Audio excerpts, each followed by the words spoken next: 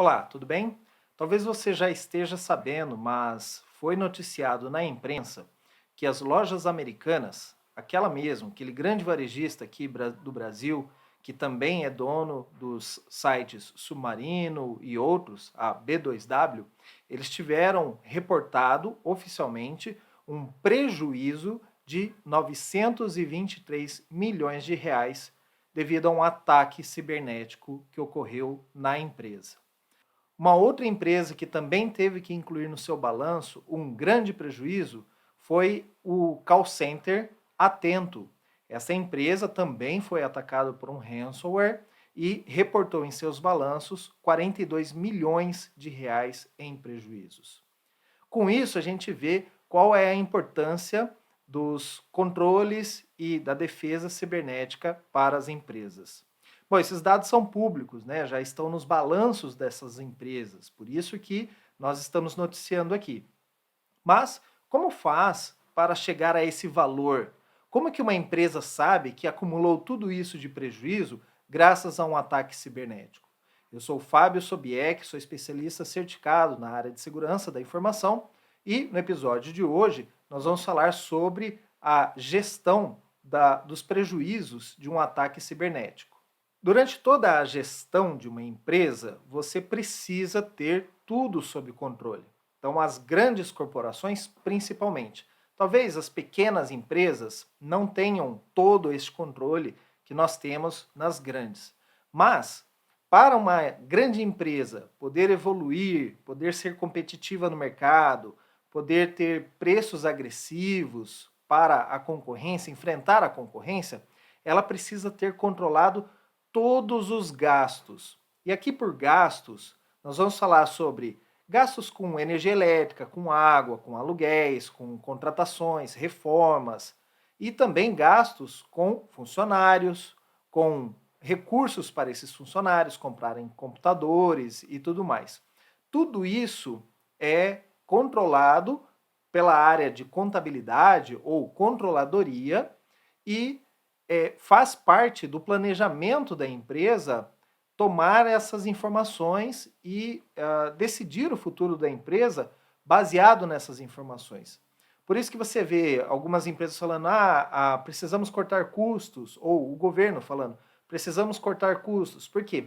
Eles têm controlado exatamente o quanto que a empresa gasta e toda empresa ela vive de lucro. Se ela não tem lucro, não tem razão para existir se não é uma empresa com fim social. Então, por isso que nós temos que manter os custos controlados para que todo o dinheiro que a empresa recebe como entrada, né, pela venda de serviços ou produtos, isso possa resultar em lucro, que a empresa possa se expandir.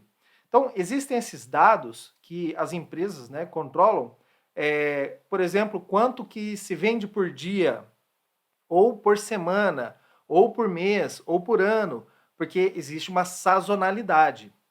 Tem épocas do ano que se vende mais, tem épocas do ano que se vende menos. Então, todas essas informações são geridas pelos administradores, aí fora da área de segurança da informação, mas em algum momento aqui nós vamos poder utilizar essas informações para também definir o que nós vamos fazer na área de segurança da informação.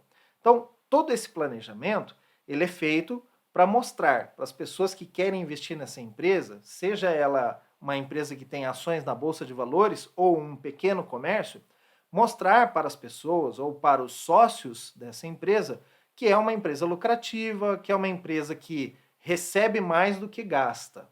Então, para isso que existe esta gestão de custos, controle de gastos dentro da empresa.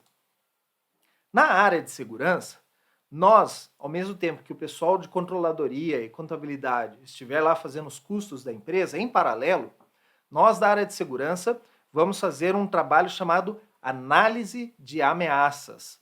Na análise de ameaças, nós devemos investir nossos recursos, né?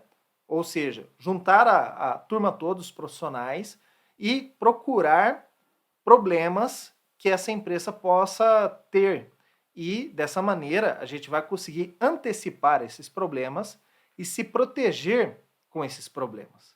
Então, por exemplo, toda empresa corre o risco de ser invadida por um ransomware. Toda empresa corre o risco de ter um incêndio nas suas dependências. Empresas em certas localidades aqui de São Paulo, por exemplo, correm o risco de sofrer um alagamento do seu escritório, do seu ambiente. Então, nós, como profissionais de segurança, nós temos que avaliar todas as atividades da empresa, seja local ou remoto. Por exemplo, eu trabalhei numa empresa de confecções, onde nós tínhamos o caminhão que levava as mercadorias até uma loja que ficava em outro estado.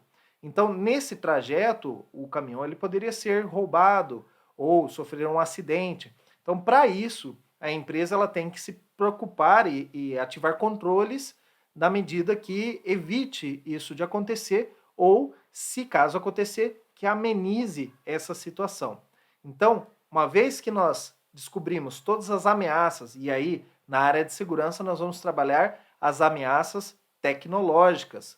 Em alguns casos também as ameaças físicas, porque se isso for impactar a imagem da empresa ou for impactar as vendas da empresa, nós precisamos também auxiliar a empresa nesse quesito. Se nós podemos proteger a empresa nesse local, nós também temos a missão de ajudá-los.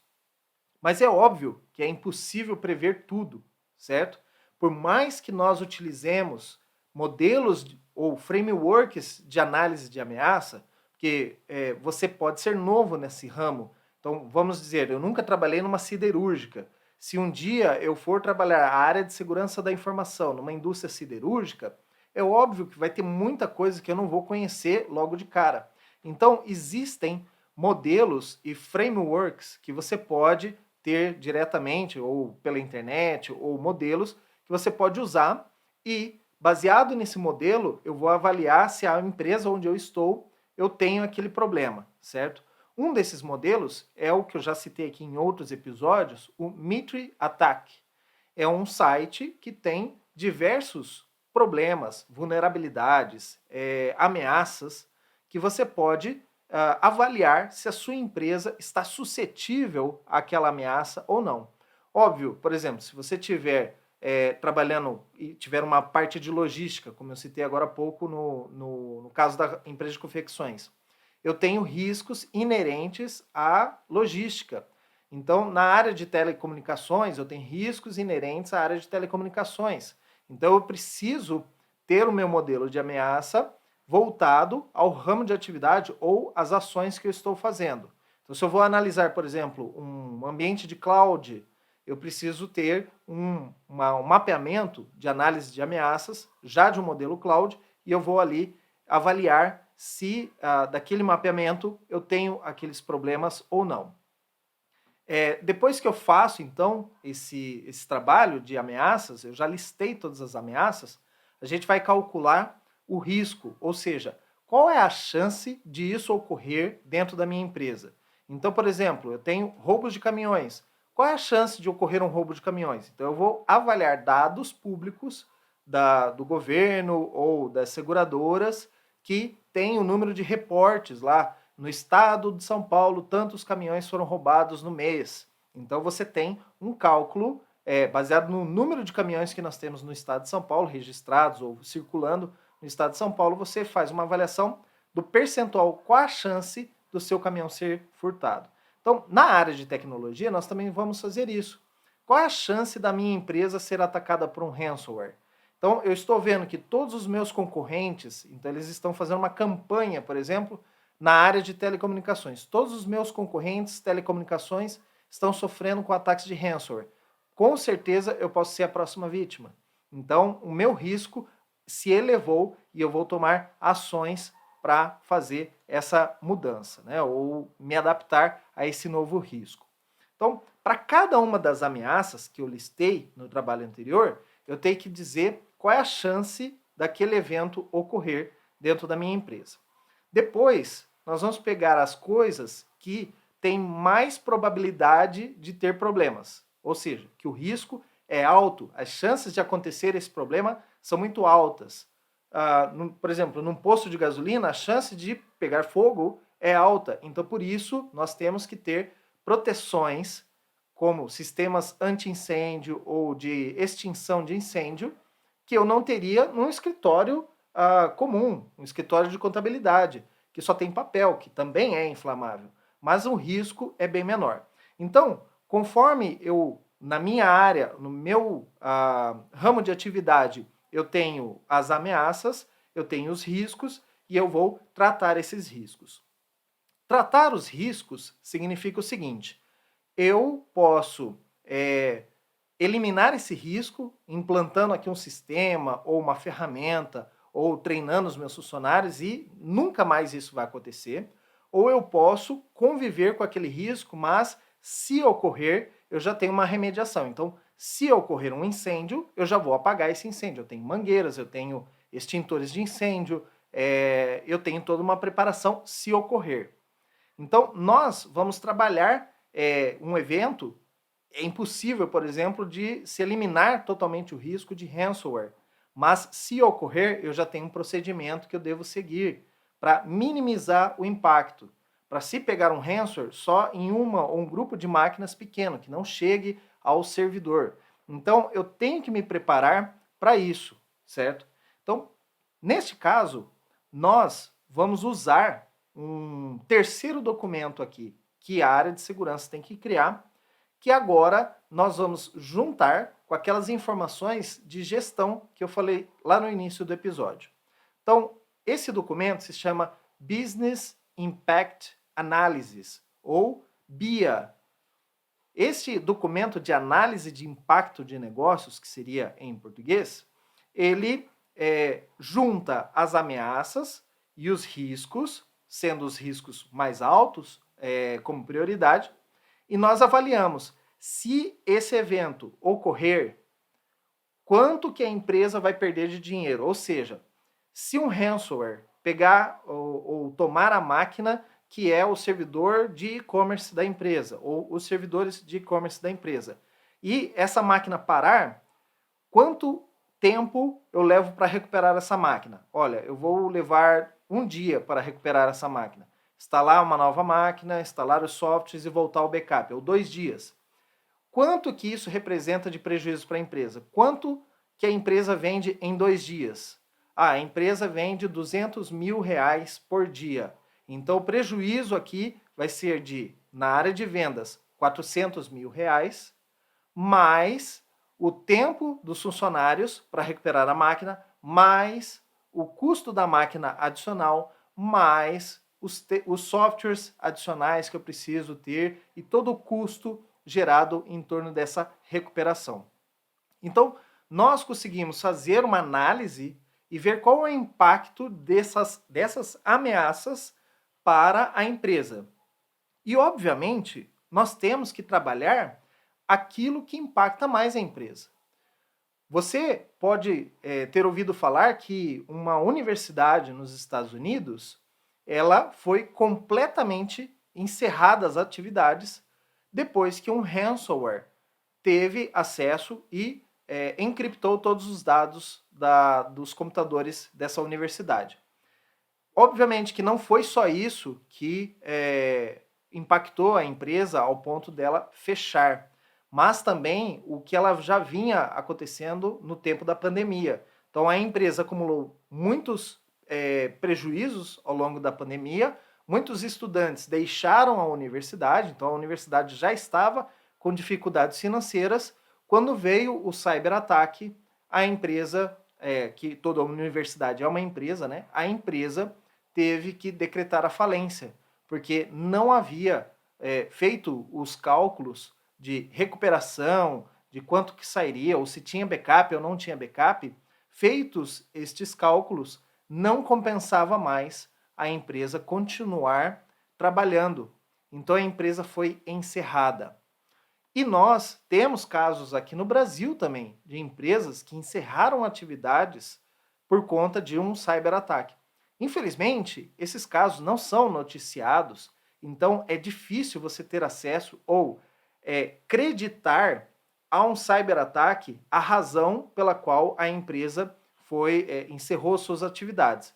Mas, por exemplo, imagine uma empresa como a Casas Bahia, que tem muito do seu faturamento em vendas parceladas. Ou seja, se essa empresa perder essas informações de quem está devendo para a empresa, ela vai ter muita dificuldade para olhar todas as notas fiscais, verificar todos os recibos de pagamento e tudo mais, e levantar quem são as pessoas que estão devendo para ela.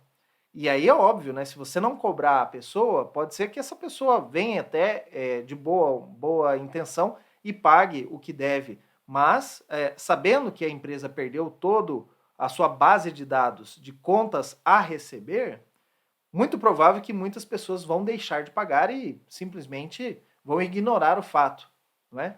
Então você pode, num determinado caso como esse, se uma empresa importante como a Casas Bahia perdesse todos os dados de contas a receber, você quebra a empresa de uma maneira que ela não tem condições mais de se recuperar.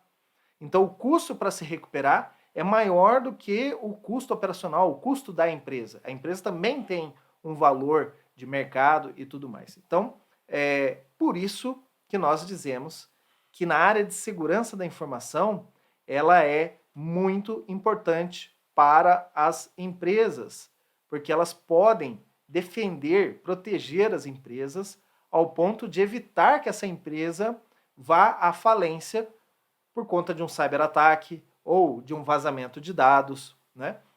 Não só o cyberataque que remove ou apaga os dados da empresa, mas também quando ocorre um vazamento de dados e essa empresa ela tem a sua imagem afetada perante o mercado, as pessoas podem deixar de fazer negócios com essa empresa, os investidores, os acionistas, se essa empresa tem ações na bolsa, vão querer vender as suas ações porque não confiam na administração da empresa. Então vejam que a administração de uma empresa tem pilares importantes, os controles e tudo mais, e nós, da área de segurança, também fazemos parte desta importante peça que dá sustentação a um negócio sadio, um negócio que pode vir a crescer e escalar de maneira grandiosa, certo? Então, falando propriamente do cálculo do prejuízo, quando um evento de segurança ele começa ou ele se inicia ali e é detectado pela área de monitoramento, já começam os relógios começam a contar, tanto de tempo, né, do momento que nós detectamos a ação, ao tempo de recuperação. Então é medido esse tempo e a área de segurança sabe o quanto custa esse tempo. Ela tem os seus controles. A área de negócios também conta o tempo do sistema ou do que está afetando a empresa, o tempo desse sistema parado. Então, se é um software importante para a empresa, às vezes tem softwares que não são tão importantes, mas que podem afetar, por exemplo, a logística, podem afetar os meios de pagamento, e aí a empresa é parcialmente afetada.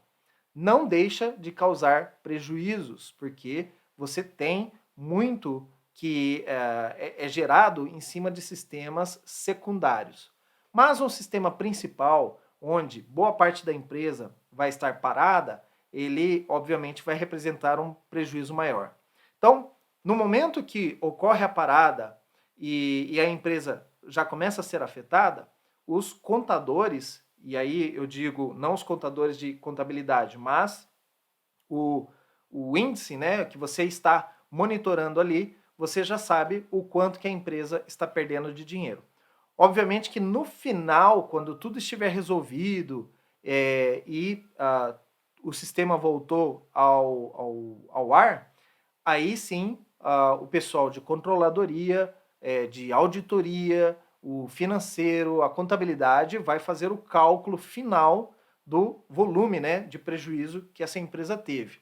Mas é possível, então, tanto para a área de segurança quanto para a gestão da empresa, saber o quanto tempo ou o quanto de prejuízo está sendo gerado por minuto ou por hora que o sistema está fora do ar, né?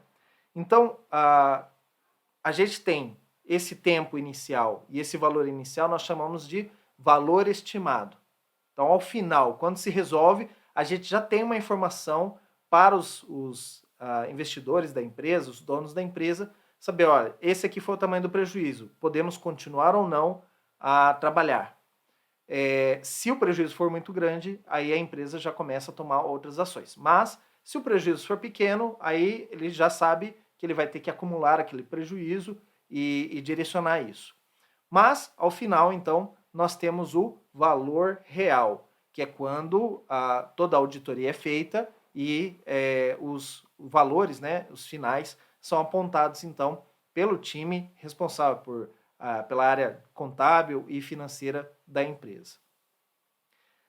Por que é feito, então, esse valor real? Porque nós precisamos constar isso no balanço da empresa. O balanço contábil, ele tem tanto as receitas quanto as despesas e lá tem um campo para os prejuízos. Porque quem está analisando para comprar essa empresa ou comprar as ações dessa empresa, investir, né, ele vai avaliar se essa empresa tem saúde financeira para continuar nos próximos anos. Isso é importante não só para os investimentos, mas também se essa empresa vai fazer negócios com outras grandes empresas. Então, eu trabalhei, como vocês já devem saber, eu trabalhei na IBM por um tempo e um determinado projeto que nós tínhamos, nós não tínhamos a mão de obra especializada para fazer aquele projeto e nós decidimos, então, contratar uma empresa do mercado para fazer uma parte desse projeto. O cliente, obviamente, sabia disso, que ia ser feito esse trabalho e aprovou essa troca. No momento que nós cotamos o serviço dessa empresa terceirizada e estávamos prontos para contratar os serviços, a área financeira da IBM nos barrou. E a explicação era, para se prestar serviço para uma grande empresa como a IBM, você tem que fazer uma avaliação financeira dessa empresa. E eu questionei, olha, mas por quê? É só um projeto, a gente vai fazer uma venda e essa empresa vai entregar esse projeto. E aí a resposta foi meio que óbvia, né? A empresa IBM, ela não pode assumir um prejuízo como esse de contratar uma empresa pequena, uma consultoria pequena, e do nada essa consultoria fecha porque estava com grandes prejuízos ou acumulando prejuízos a longo tempo. Então, quando ela recebe o valor daquele projeto, ela encerra as atividades e a empresa, a IBM, fica no prejuízo de ter contratado uma pessoa jurídica e essa pessoa jurídica já não existe mais. Então, por isso, era feita uma avaliação da empresa prestadora de serviço para saber se ela tinha saúde financeira, se ela ia continuar, se ela tinha os profissionais capacitados que dizia ter, porque é muito fácil você tentar enganar um prestador, uma grande empresa, né, dizendo, olha, eu estou aqui te oferecendo serviço, eu falo que tenho funcionário e não tenho. Depois que eu vendo, aí sim eu vou lá e contrato no mercado esse funcionário. Então, essa empresa ela tinha que passar por um processo de avaliação para a segurança de uma grande corporação como a IBM. Então, aqui, se a sua empresa, onde você está trabalhando, e você é o profissional de segurança, se essa empresa ela tem problemas ou ela não consegue demonstrar uma saúde financeira, ela pode estar fora de grandes negociações com governos, com outras grandes empresas. Então, nós, da área de segurança, também temos que ter a responsabilidade de garantir que a nossa empresa esteja saudável em termos de tecnologia, em termos de negócios, em termos de operacionalidade, ela esteja ativa, funcionando, para que essa empresa possa fazer grandes negócios e assim ter mais lucro e ter mais receita e aí com tudo isso a empresa crescer, contratar mais funcionários e assim por diante. Então, veja como é importante o papel de segurança da informação dentro dos pilares de uma grande empresa. Com certeza, esse prejuízo amargado por essas empresas como Lojas Americanas e a Atento, eles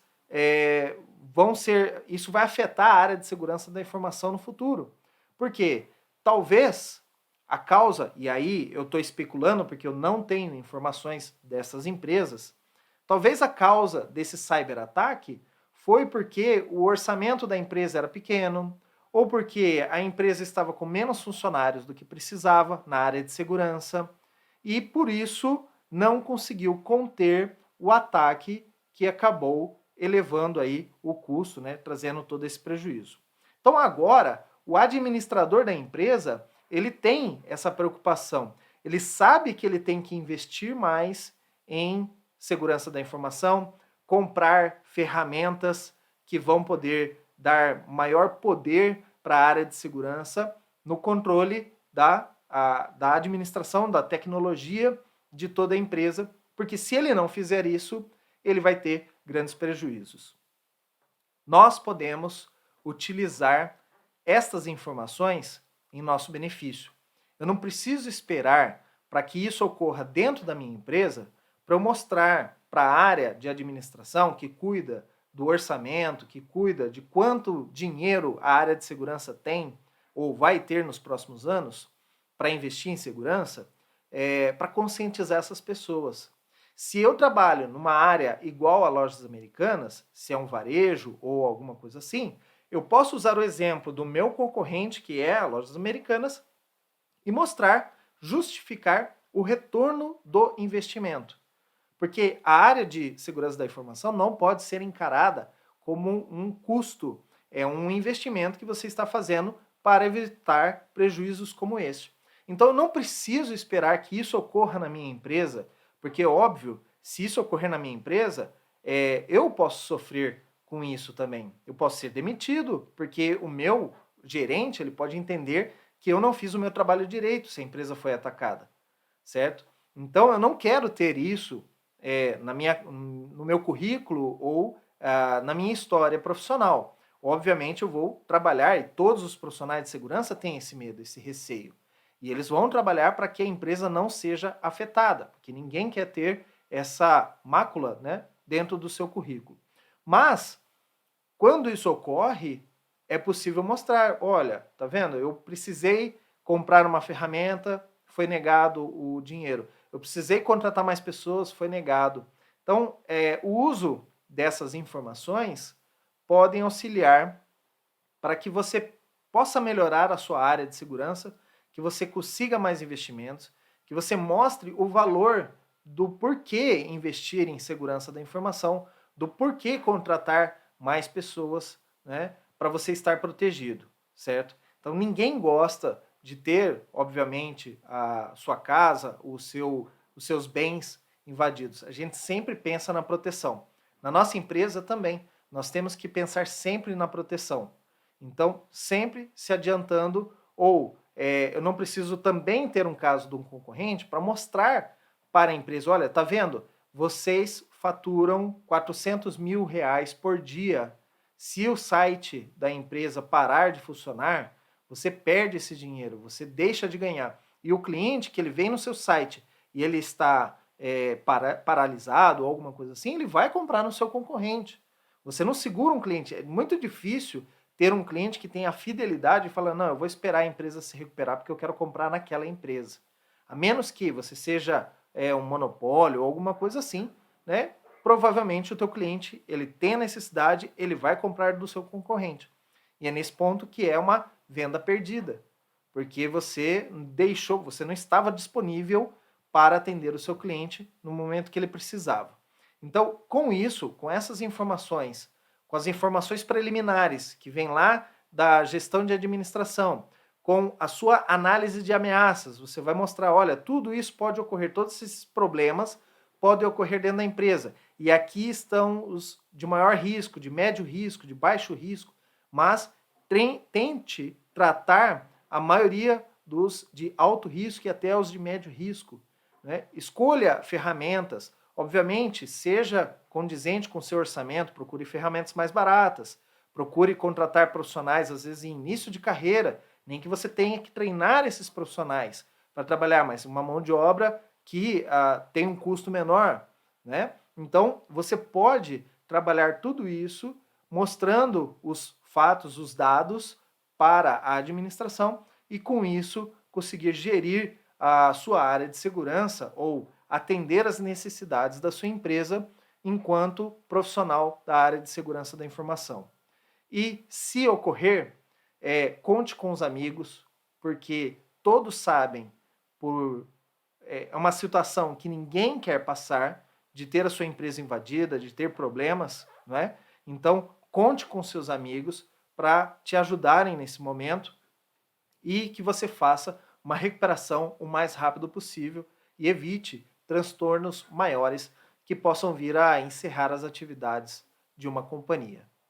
Bom, espero ter trazido uma luz aqui para esse assunto, né? Foi um dos assuntos pedidos, né, que se comentasse esses prejuízos na área de cyberataques, né? Como que a empresa se recupera disso, ou calcula isso. Foi uma pergunta de uma pessoa que nos segue aqui. E se você tem perguntas ou você tem dúvidas, mande aqui nos comentários e eu posso criar aqui um conteúdo, desde que seja interessante para todos, né, que a gente possa aqui explicar um pouco mais da área de segurança da informação, eu posso criar aqui um conteúdo. Eu também tenho neste mesmo canal o Conversa Segura, que é um programa onde eu entrevisto profissionais da área de segurança para saber como que eles começaram na carreira, as dificuldades que enfrentaram no início e que isso possa te incentivar também a vir trabalhar conosco na área de cibersegurança aqui no Brasil. Uma área muito carente de profissionais e que precisamos ter profissionais capacitados e qualificados o tempo todo para que evitem prejuízos como que nós citamos aqui. Muito obrigado pela sua audiência, pela sua paciência e, como sempre eu digo, fiquem seguros.